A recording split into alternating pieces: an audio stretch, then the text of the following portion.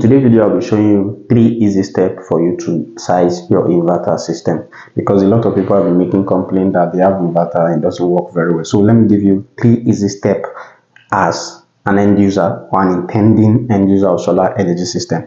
Step 1 is know your load. Know your load. Let's say KYL.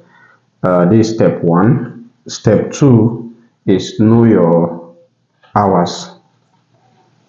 That's the number of hours the load will run. That's know your hours. And number 3 is know the weather condition of your environment.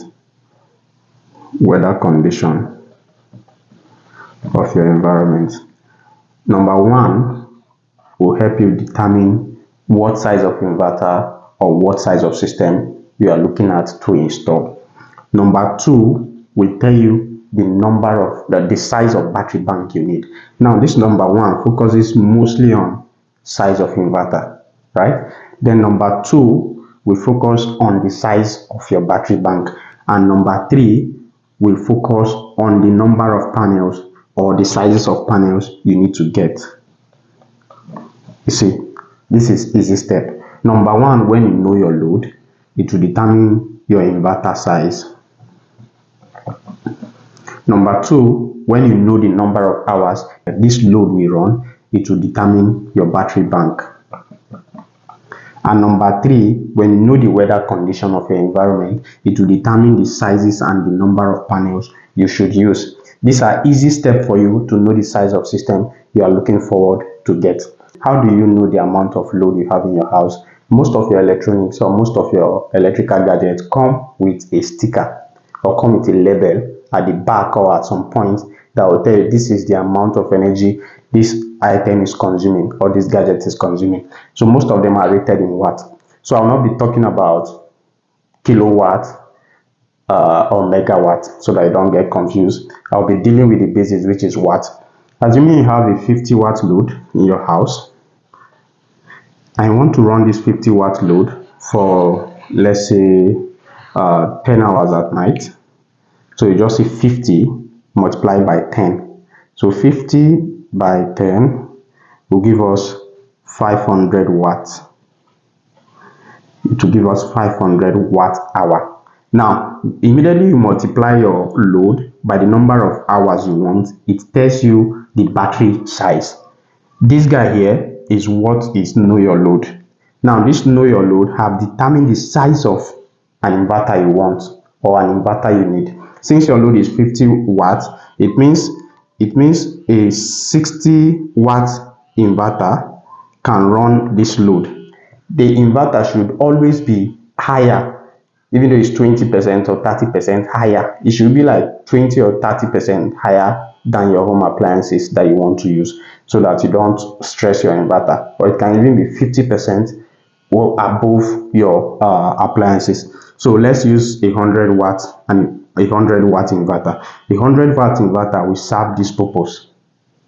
You can make it 50 above what you want to power to be on a safer side, because you might want to increase your load later in the future.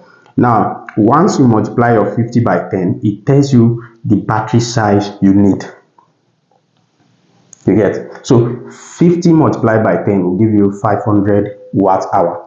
Now, you know there is conversion ratio. I will not be too technical since I'm dealing with end users. Since there is conversion ratio, the inverter consumption rate, all those things, in order for you to get a successful battery bank or a battery bank that will serve you without having problem, you can just add 2 hours to this. Like I told you guys, I will not be too technical so that you guys will understand. When you add 2 hours for this, the extra 2 hours can cover for whatever the inverter wants to consume. You get? So you need this battery bank to run for 10 hours. But there are other energy consumption from the inverter end. You can just add extra 2 hours to give you 12 hours. So you just multiply 50 by 12, which is 600 watt hour. So the battery bank you need to run this load for 10 hours at night or 10 hours anytime is 600 watt hour. This is the size of battery bank you need.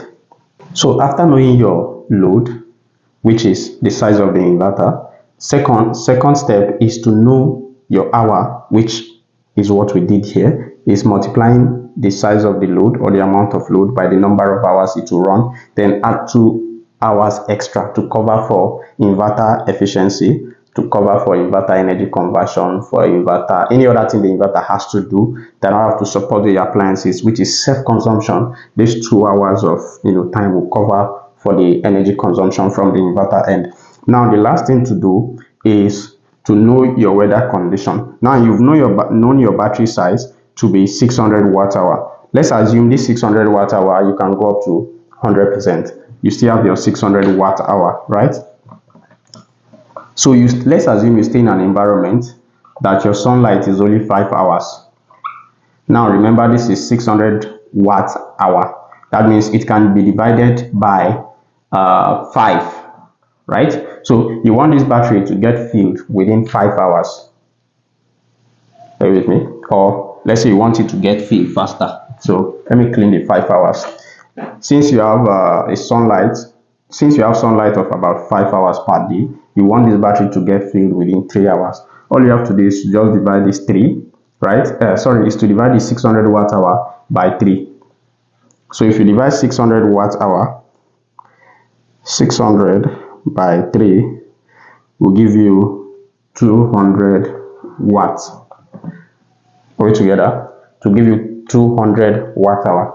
Now it means if your battery is receiving steady 200 watts for 3 hours, if this battery is receiving this amount of energy for 3 hours, the battery will get filled. Within 3 hours, your battery will get filled. But remember, solar panels will not give you 100% energy efficiency. Mostly will give you like 70% energy efficiency.